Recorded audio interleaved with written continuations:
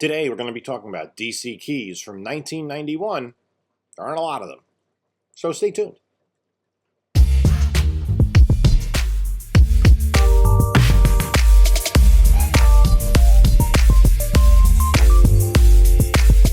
Hey comic book community, this is Jim from Bronzeville Comics, and today we're going to do the second in a series. We're going to be looking at key comic books, DC 1991. Now, I plan to do this series go year by year, and at least through the 90s with DC, and then leave in the comments below, where should I go next? Should I go into the 2000s with DC? Should I do Marvel books from the 90s? Independence? Kind of what publisher and year or decade should I tackle? So let's get into it. Again, there were a lot of books published in 1991 by DC. This is just before the speculator market took over, and DC was just kind of churning things out. I think there were a couple of factors at play that go into the lack of new characters that DC was producing at this time. Number one, again, this was just 5 years after Crisis on Infinite Earths. So DC, in addition to the Charlton characters they had acquired, Captain Atom was still going, Question had a quarterly book at the time, they were still incorporating a lot of their historical characters, rebooting some of the Golden Age characters, renaming some of them. And they also, the other thing was, I think creators were a little hesitant to create new characters because the lawsuits were starting to come up from the original creators. People like Siegel and Schuster had sued DC for rights to the Superman character. You had Jack Kirby and Joe Simon with Captain America. So there have been some creators who said they didn't want to create new characters as work for hire for DC or Marvel.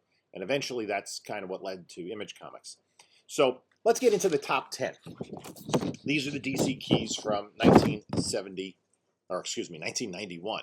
So number 10 on our list is Aquaman, number 1, of an ongoing series. This was only Aquaman's second ongoing series. This was his fourth series overall. There had been 2 miniseries in the 80s. And then in the 60s, he had his first ongoing series. This was a character who premiered in 1941 in More Fun Comics number 73.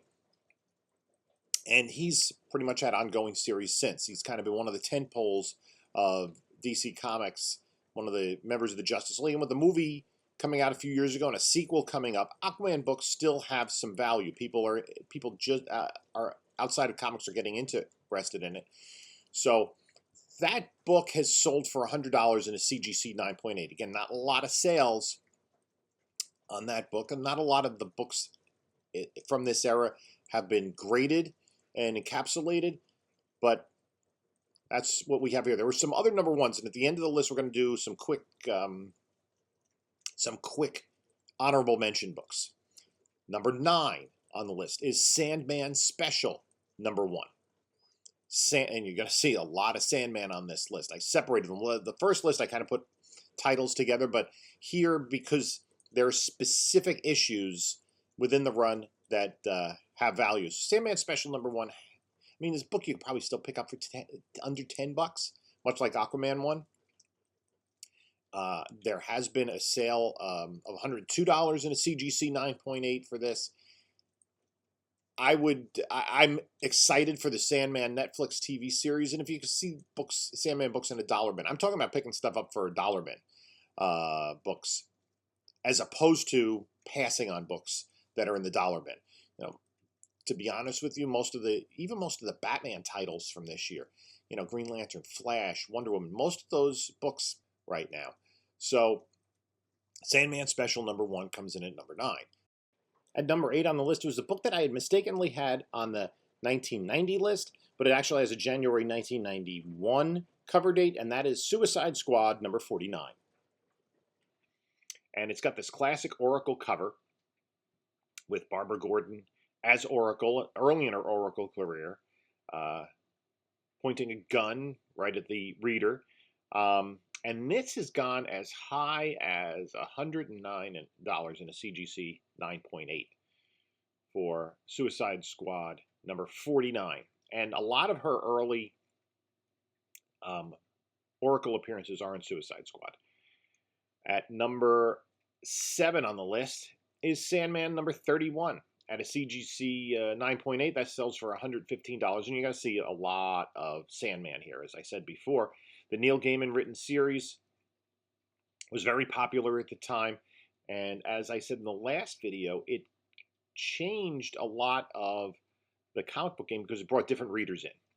It brought in fantasy readers, people who weren't necessarily fans of superheroes, but had other interests, and it brought in a lot of female readers. And there's a Netflix series coming up next year, and it looks pretty exciting. The trailer looked pretty fantastic. As I said, Neil Gaiman is writing the series, so I think there's going to be a lot of stuff that's going to be true to the character, so that should be exciting. Nothing particularly special about this issue, much like number 6 on our list, which is Sandman number 33, which is also sold for up to $115 in a CGC 9.8. More Sandman. Not much more to say about that. Number 5 on the list is Superman number 53, which has this classic cover with Superman. The book actually went to a second print at the time, so you have to be careful. These DC second and third prints in the 80s and 90s aren't that easy to identify. But this book, again, you could probably still get it for under $10. It has sold for as high as $155 in a CGC 9.8.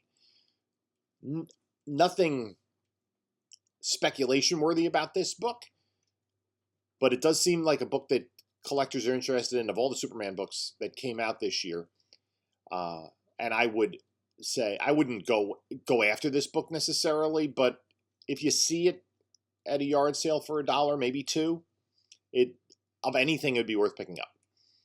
Number 4 on the list, Deathstroke the Terminator number 1. This is the first solo series with the Slade Wilson Deathstroke, who first appeared in New Teen Titans number 2. Has long been a foil in New Teen Titans, and he had this ongoing series in the 90s. This was the first issue, so this is a classic. This is the classic example of the first issue in the solo series being worth something when you have a character that is popular. Now, again, with DC's movie properties, we don't know exactly what's going on. Joe Manganiello portrayed him for a minute, literally, in the end credit sequence of Justice League. We don't know where the Snyderverse is going or where DC's going with their properties in general, but I would be surprised, because we've seen Deathstroke in the Titans show. I'd be surprised if we don't see more Deathstroke in the future. Number 3 on the list, Sandman number 24. And this has gone as high as $199 in a CGC 9.8. There's a lot of commonalities here. This is kind of a classic Sandman run. I'm not sure exactly what the reason for this particular issue is, but it could just be a one-off sale, somebody that was particularly interested in this book, but it has gone as high as $199 in a CGC 9.8. Coming in at number 2 on the list is Sandman number 22, which is the first appearance of Daniel Hall. Daniel Hall is the son of Hector Hall and Lyta Trevor Hall, which makes him the grandchild of Wonder Woman, Steve Trevor, Hawkman, and Hawkgirl. He's a baby. This is a baby first appearance. And so eventually he does take Morpheus's place as Sandman at the end of the series. These baby first appearances are a little hit or miss, but this one probably sells for like in the $15 to $25 range as a raw copy, and we have seen as high as a $226 sale in a CGC 9.8. The top book on our list from 1991 is Sandman number 25, the first appearance of the Dead Boy Detectives. Now, these are 2 ghosts that are young boys who team up. They were both killed like around World War I, and this is all about speculation that eventually, probably not in the season that's coming soon, but maybe a season 3 would be when we would get to this story arc of Sandman, that these characters will appear in the Netflix series. They have had a couple of iterations of their own title over the years, and they had a one-shot in 2005. They had a 12-issue series that ran in 2014, 2015. So these are characters that have become somewhat popular. It's their first appearance.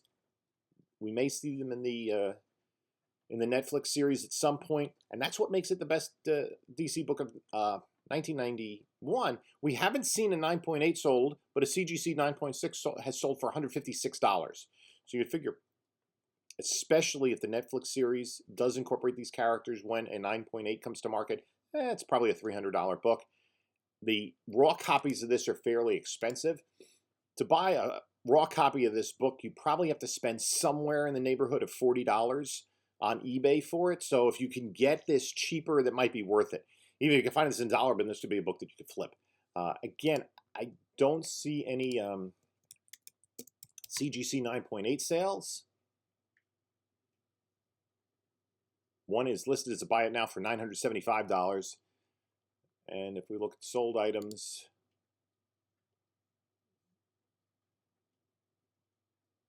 I don't see any issues of these in a 9.8.